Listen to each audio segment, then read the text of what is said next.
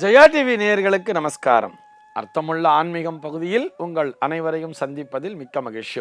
இன்னைக்கு நம்ம என்ன பார்க்க போறோம் சொல்லி பார்த்தோம்னா, ஒரு நேயரினுடைய கேள்விக்கான விடையைத்தான் பார்க்க போகிறோம். அந்த நேயர் என்ன கேட்டிருக்கார் அப்படின்னு சொல்லி பார்த்தோம்னா, வீட்டில் பூஜையின் பொழுது மணி அடிக்கிறோம், அதே போல முன்னோர் வழிபாட்டின் பொழுதும் அமாவாசை முதலான நாட்களில் படையல் போடும் பொழுதும் மணி அடிக்கலாமா கூடாதா என்பதுதான் அவருடைய கேள்வியாக அமைந்திருக்கிறது. இது அவரவர் பின்பற்றுகின்ற சாஸ்திர சம்பிரதாயங்களுக்கு உட்பட்டது. இதில் என்ன விஷயம் அப்படின்னு சொல்லி பார்த்தோம்னா, மணியை எதற்காக அடிக்க வேண்டும் என்பதை புரிந்து கொண்டாலே இந்த கேள்விக்கான விடை என்பது தெளிவாகிவிடும். மணி அடிப்பது என்பது எதற்காக தெரியுமா? அந்த மணி அடிப்பதற்கான ஒரு பிரமாண வாக்கியம் என்னன்னு சொல்லி பார்த்தோம்னா, மந்திரங்களிலேயே வரும், அந்த பூஜா விதானத்திலே வரக்கூடிய மந்திரத்திலேயே வரும். ஆகமார்த்தந்து தேவானாம் கமனார்த்தந்து ராட்சசாம் கண்டாரவம் கரவும் யாத்து தேவதா ஆஹ்வான லாஞ்சனம் அப்படின்னு சொல்லி அந்த மந்திரமானது சொல்கிறது. இதில் பார்த்தோம்னா, எதற்காக இந்த மணியை ஒலிக்கிறேன் என்று சொன்னால், இந்த இடத்திலே இருக்கக்கூடிய ராட்சசாம்னு சொல்றா அசுர சக்திகள் அனைத்தும் இந்த இடத்தை விட்டு விலகிவிட வேண்டும்.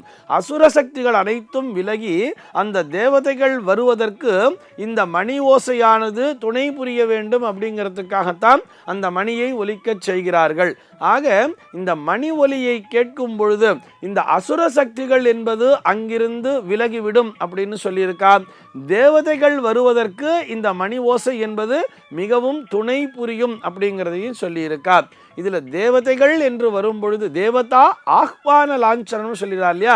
இதில் தேவதைகள் என்று வரும் பொழுது அது நாம் பூஜையிலே வழிபடுகின்ற தெய்வமூர்த்தங்களை மட்டும்தான் குறிக்கிறது என்று ஒரு சில பிரிவினரும், இன்னும் சில பேர் என்ன சொல்றான்னா, இது அந்த தெய்வமூர்த்தங்களை மட்டுமல்ல, பித்ரு தேவதைகள்னு சொல்றோம் இல்லையா? பித்ருக்களையும் நாம் தெய்வங்கள் என்று தானே சொல்கிறோம். ஆக அந்த பித்ரு தேவதைகள் வருவதற்கும் இது வழிவகுக்கும் என்று சொல்பவர்களும் இருக்கிறார்கள். ஆக மணி அடிக்கக்கூடாது என்றும் ஒரு சிலர் சொல்கிறார்கள். மணியை அடிக்கலாம், பித்ருக்களும் நம்முடைய தேவதைகள் தான் என்று சொல்பவர்களும் இருக்கிறார்கள். இது அவரவருடைய சம்பிரதாயத்திற்கு உட்பட்டது. முன்னோர் வழிபாட்டின் பொழுது மணி அடிக்கக்கூடாது என்று சொல்ல இயலாது அப்படிங்கிறதுக்காக சொல்றோம். ஏன்னா இந்த அசுர சக்திகளுக்கு இங்கே இடம் இல்லை. நம்ம என்ன நினைக்கிறோம் தெரியுமா? பித்ரு தேவதைகள்னு சொன்னாலே இது ஏதோ ஒரு அசுபமான விஷயம், சுபமான விஷயத்துல மட்டும்தான் மணி அடிக்கணுங்கிற மாதிரி நம்ம நினைச்சுக்கிறோம். சுபமான விஷயங்கள், பித்ரு வழிபாடு என்பதும் கூட, முன்னோர்களை வழிபடுவதல் என்பது கூட, அதுவும் ஒரு சுபமான விஷயம்தான் என்பதையும் புரிந்து கொள்ள வேண்டும்.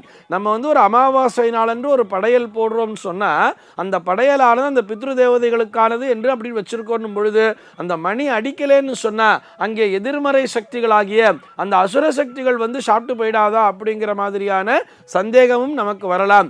இப்படி நாம் அந்த இடத்திலே மணியை ஒலிக்க செய்யும் பொழுது அந்த அசுர சக்திகள் என்பது அங்கிருந்து விலகி விடுகிறது. மணி ஓசை கேட்கும் பொழுது பித்ரு தேவதைகள் வரமாட்டார்கள் என்று சொல்வதெல்லாம் ஒரு சிலரினுடைய அது கற்பனை தானே தவிர இதனை ஏற்றுக்கொள்ள வேண்டிய அவசியம் இல்லை என்பதே அடியேனினுடைய தாழ்மையான கருத்து. இதில் நிறைய கான்ட்ரவர்சி அப்படிங்கிறது இருக்கு.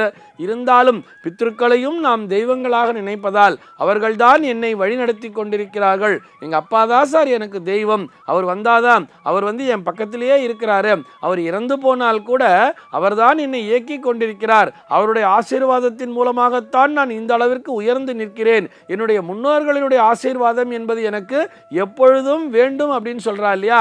இப்படி நினைப்பவர்கள் அவர்களையும் தெய்வங்களாகவே பார்க்கிறார்கள். அவர்களை தெய்வங்களாக பார்த்தாலும் அவர்களை நம்ம பூஜை ரூம்ல வச்சு பூஜிக்க முடியாது. இது தனியா நம்ம ஏற்கனவே பேசி இருக்கோம்.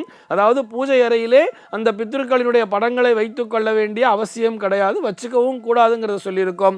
ஆனால் மணி ஓசை என்பது அவர்களுக்கும் நாம் செய்யலாம். அந்த மணி ஓசையை எழுப்பும் பொழுது அந்த இடத்திலிருந்து எதிர்மறையான சக்திகள், அதாவது இந்த பேய் பிசாசு ஆவில்லாம் சொல்றோம் இல்லையா, அதெல்லாம் அங்கிருந்து ஓடி போயிடுது. அந்த இடத்திலே நம்முடைய பித்ருதேவதைகள் வருவதற்கும் அது நமக்கு துணை புரிகிறது என்றே எடுத்துக்கொள்ளலாம். ஆக இந்த நேயருக்கு நாம் நேரடியாக பதிலளிக்க வேண்டும் என்று சொன்னால், இது உங்களுடைய பரம்பரையிலே உங்களுடைய முன்னோர்கள் பின்பற்றிய அந்த சாஸ்திர சம்பிரதாயங்களை பொறுத்தது. அப்படி முன்னோர் வழிபாடு செய்யும் பொழுதும் இந்த அமாவாசை நாளிலே நீங்கள் படையலிடும் பொழுதும் படையலிட்டு நைவேத்தியம் செய்யும் பொழுதும் மணி ஓசையை எழுப்பலாம் என்பதே அடியேனினுடைய தாழ்மையான கருத்து.